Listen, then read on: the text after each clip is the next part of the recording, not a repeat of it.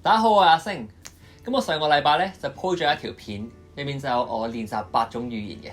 咁如果大家未睇過咧，歡迎都撳翻呢一度去睇翻呢條片。咁我 po 咗呢條片之後咧，身邊就有好多朋友問我：阿星，你係點樣學到咁多語言嘅咧？咁所以今日想同大家分享嘅就係初學外語嘅第一步。咁好多初學外語嘅人都會問啦，我點樣先可以最快咁樣學到呢個語言呢？咁我哋去行書局嘅時候，通常都會見到好多呢類題材嘅書嘅，比如話1個月就可以背到2000個日文單詞啊，又或者一睇就明嘅英文 grammar 書咁樣。咁好似講到唔使用腦咧，就可以突然講一口流利嘅外語咁樣。好多初學外語嘅人啦，都會有雄心壯志，例如話我要喺1個月之內背好2000個日文單詞，訂立咗啲咁樣嘅目標。點知咁樣好努力咁樣學啦，到最後反而又應用唔到出嚟喎。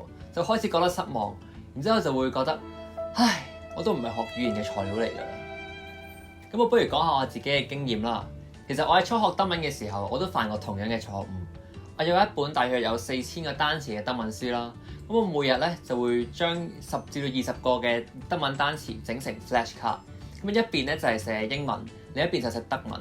之後我就係咁背，不斷重複。一日咧就背天氣，一日咧就背身體部位，之後另一日咧就背情緒咁樣。呢種背單詞嘅方法咧，其實某程度上都有佢嘅用處。咁但係其實學習嘅過程咧都係好無聊嘅，同埋雖然你可以學得好快，但係你唔記得咧更加快。咁所以如果而家俾我再學嘅德文嘅話咧，我就可能會用其他嘅方法啦。咁翻去最初嘅問題。就係我點樣可以最快咁樣學到一個語言呢？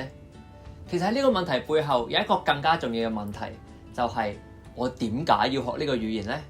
好多人以為自己知道學習語言嘅目的啦，就會話我同外國人傾偈咯，又或者係我讀書咯，或者係拓闊眼界咯。咁但係其實我今日所講嘅目的咧，並唔係呢一啲，而係點樣將個目的更加明確化。因為其實根據每個人去學習目的嘅唔同咧，佢所需要學習嘅內容都會有所不同嘅。比如話你學語言係為咗旅遊啊、工作啊定係讀書呢？比如話你想去旅遊嘅話，你就要問自己如果我要去旅行，我要學呢個語言嘅咩部分呢？咁你就可能有更加明確嘅諗法啦。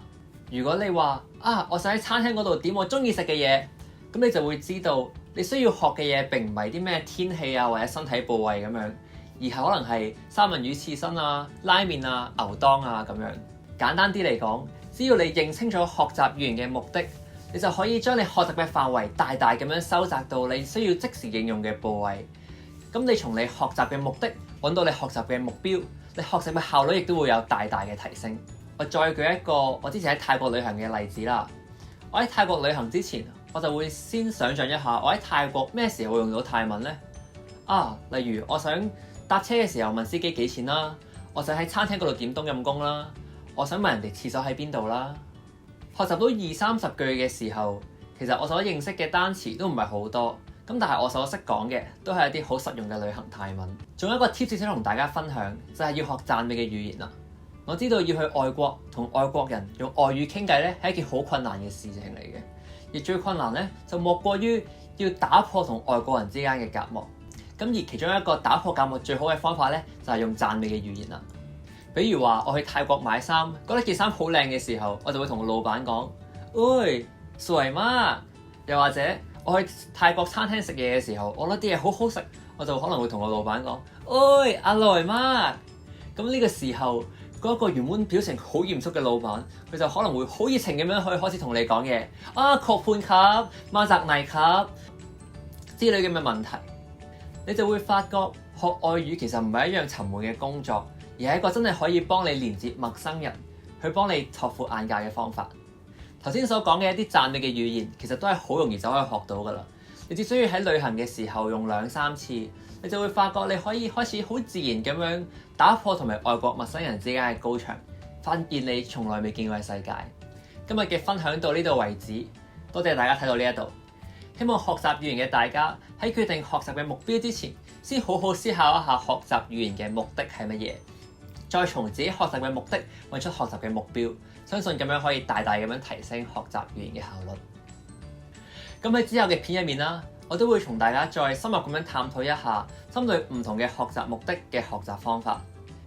如果大家中意呢條片嘅話咧，希望大家都可以俾個 like 我、subscribe 同埋喺下面留低想同我講嘅嘢。同埋如果大家有啲咩關於語言學習嘅問題，都歡迎喺下面嗰度問我。咁今日嘅分享就係咁多，我哋下次再見啦，拜拜。希望學語言嘅大家可以先飲啖水。陣間講兩句，就講埋佢啦。